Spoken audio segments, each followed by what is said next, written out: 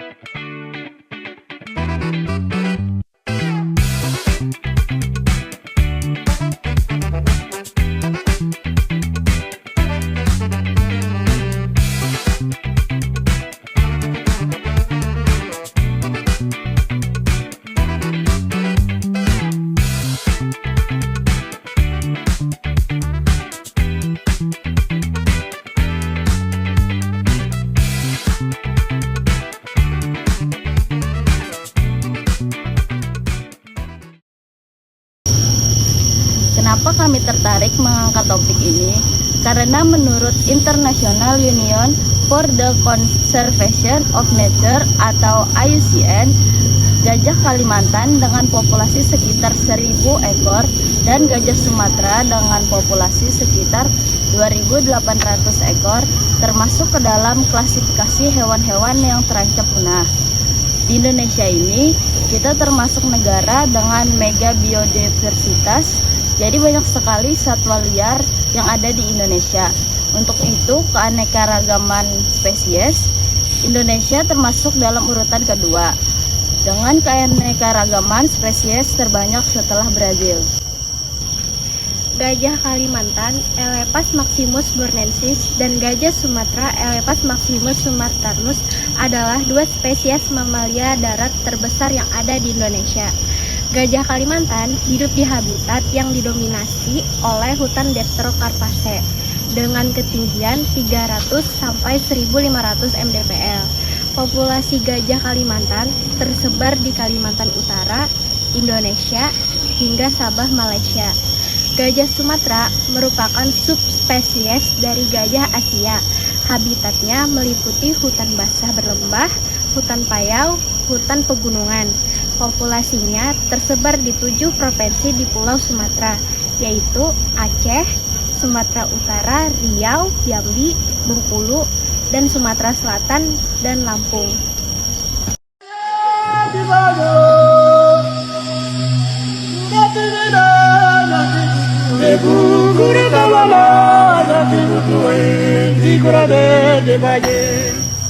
Dewasa ini, populasi gajah semakin menurun tiap tahunnya. Penurunan populasi ini disebabkan oleh beberapa faktor seperti deforestasi, fragmentasi habitat, konflik dengan manusia, perburuan liar, penyakit, perubahan iklim, dan lainnya. Di antaranya banyak faktor tersebut, faktor terbesar penyebab kepunahan gajah adalah karena sikap dan aktivitas manusia. Semakin meningkatnya pertumbuhan populasi manusia, maka semakin marak pula tindakan deforestasi atau pembukaan lahan. Pembukaan lahan tersebut dapat digunakan untuk perkebunan, pertanian, pemukiman, dan pembangunan infrastruktur lainnya, yang menyebabkan gajah-gajah ini kehilangan habitat aslinya.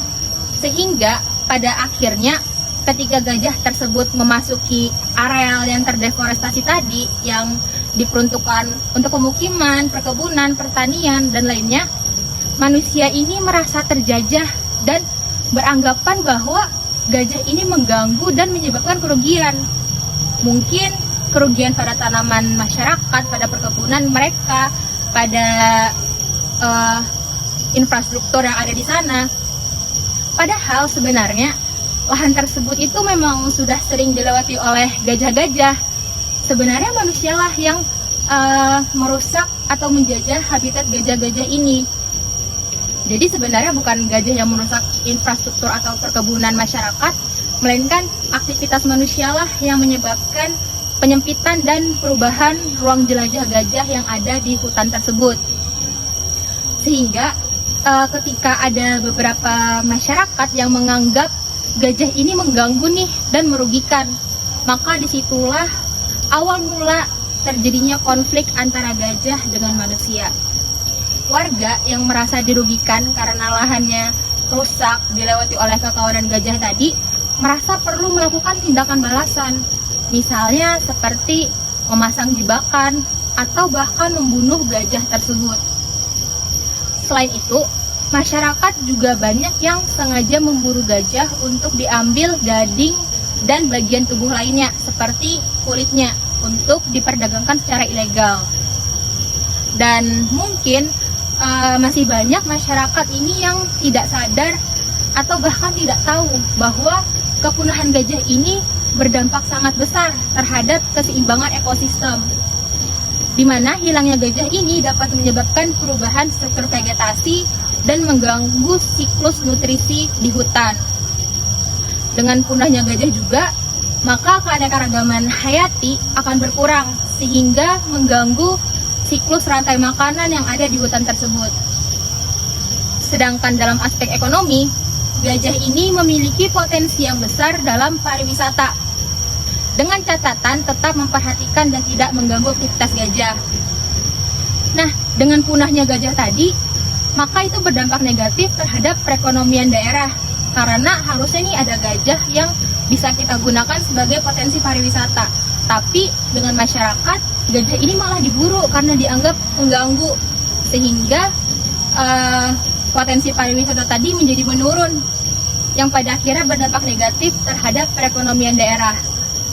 Maka sudah tugas kita semua untuk mulai menyadarkan masyarakat yang lain tentang betapa pentingnya menjaga dan melindungi bukan hanya gajahnya saja, tetapi kita juga harus melindungi habitatnya. Karena jika gajah ini habitatnya tidak rusak, maka gajah-gajah tersebut tidak akan masuk ke pemukiman warga dan merusak perkebunan atau infrastruktur lainnya. Lalu, upaya apa saja sih yang bisa kita lakukan? Berbagai upaya konservasi yang perlu kita lakukan untuk menjaga agar populasi gajah ini tidak semakin berkurang. Yang pertama adalah survei dan monitoring secara intensif. Survei ini dapat kita lakukan melalui dua cara, yaitu secara langsung maupun tidak langsung. Survei tidak langsung ini dapat dilakukan dengan menggunakan kamera trap, drone, serta GPS Scholar. Untuk penggunaan GPS Scholar ini sudah banyak diaplikasikan pada kawasan di Sumatera Utara, sehingga pergerakan gajah ini dapat dilihat, dapat dipantau, dan dapat diinformasikan kepada masyarakat yang lain, sehingga kerugian-kerugian masyarakat akan rusaknya perkebunan mereka tadi atau infrastruktur lainnya itu dapat diminimalisir.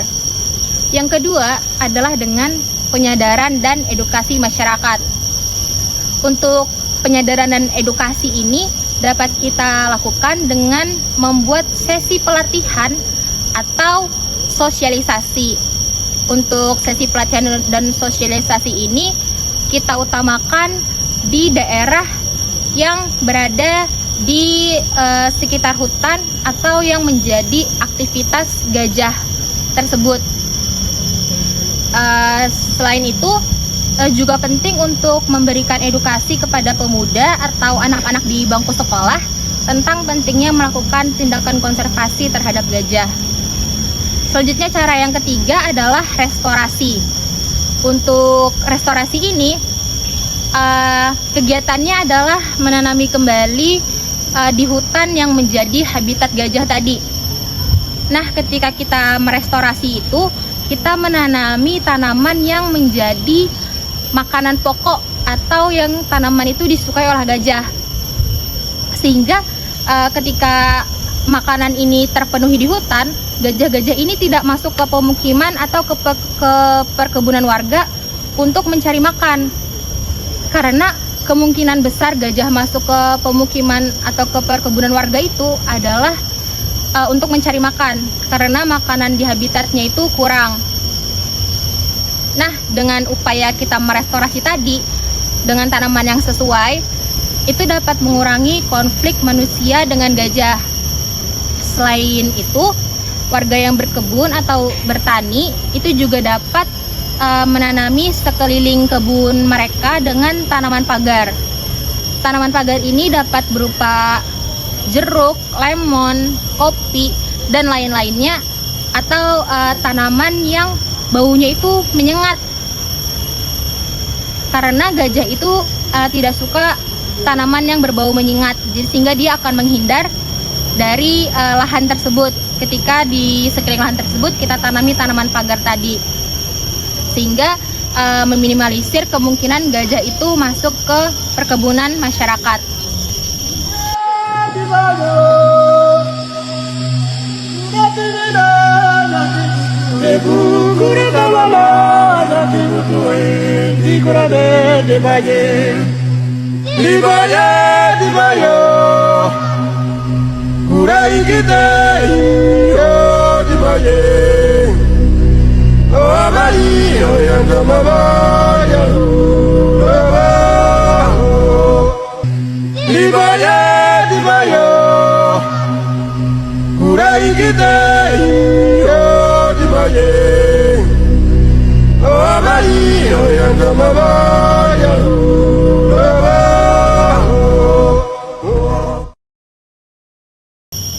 Upaya-upaya konservasi tersebut tidak dapat terlaksana tanpa adanya bantuan dan dukungan dari pemerintah serta kesadaran dan keikutsertaan masyarakat dalam pelaksanaannya.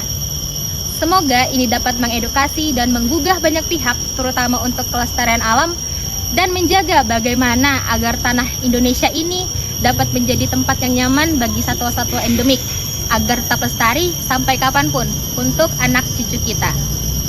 Salam konservasi, salam lestari.